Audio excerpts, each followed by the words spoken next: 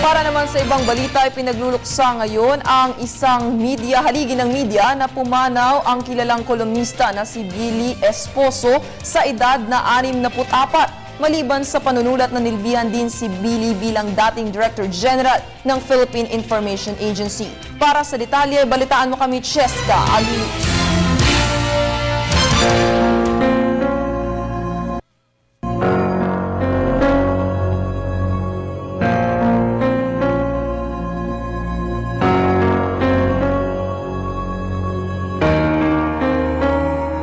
Malumanay pero makabuluhan ang pananalita ni Ginoong Billy Esposo.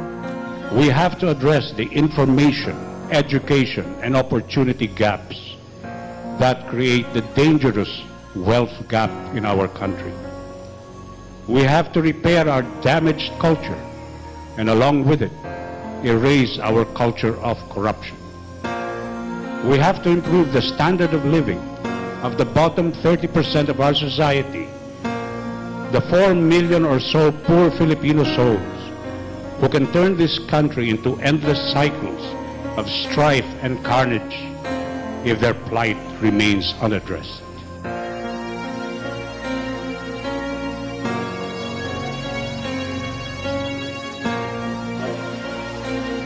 Iyan ang mga salitang binitiwan ni William Esposo, isang batikan na personalidad ng media, nang siya ay binigyan ng Presidential Legion of Honor Award, Commander rank ni Pangulong Benigno Aquino III. Subalit kamakailan ay nakaranas ng isang malaking kawalan ang industriya ng media nang siya ay pumanaw dahil sa ilang komplikasyon sa kanyang kalusugan. Linggo ng madaling araw nang namayapa na si Ginoong Billy Esposo, isang respetadong kolumnista ng Philippine Star at dating Director General ng Philippine Information Agency taong 1988 simula Enero 25 hanggang 15 ng Oktubre.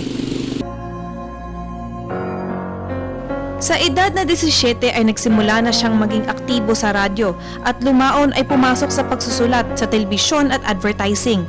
Taong 1986 nang makasama siya sa grupo na nagtatag ng Philippine Star na isa na ngayon sa pinakabinabasang pahayagan sa Ingles. Eksklusibong nakapanayam ng telebisyon ng bayan si Jose Maria Clara, ang pamangkin ni Ginoong Esposo. Batid sa kanyang muka at pananalita ang tapang at determinasyon ng kanyang tiyo na itaguyod at marapati ng kanyang tungkulin sa bayan at sa kapwa Pilipino. Isinalaysay niya na naging importanteng personalidad ng kanyang tiyo sa EDSA People Power nang pinasimunuan niya ang Cory Media Bureau na naglayong ikampanya at iluklok sa pwesto si dating yumaong Presidente Corazon Aquino.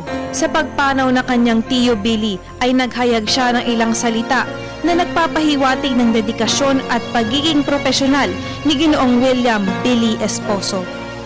Laging sinasabi sa akin ng aking tiyo, parang nasanay ata yung media sa negatibong pambabatikos lamang. Parang pag may maganda ng ginagawa ang pamahalaan, wala nang ibang ginawang media kundi mambatikos, humanap ng butas. So para sa kanya, mahalaga yung maging objective. Kung merong maling nangyayari, tuligsain at ipakita yung mali sa taong bayan.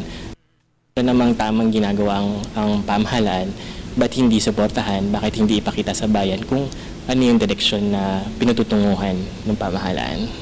Nakaburol ngayon ang kanyang labi sa Sanctuario San Antonio sa Forbes, Makati.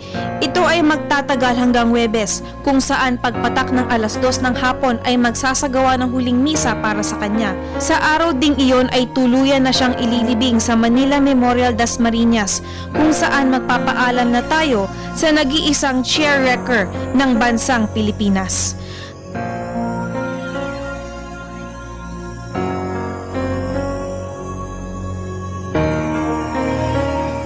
Para sa telebisyon ng bayan, Cheska Aguiluz.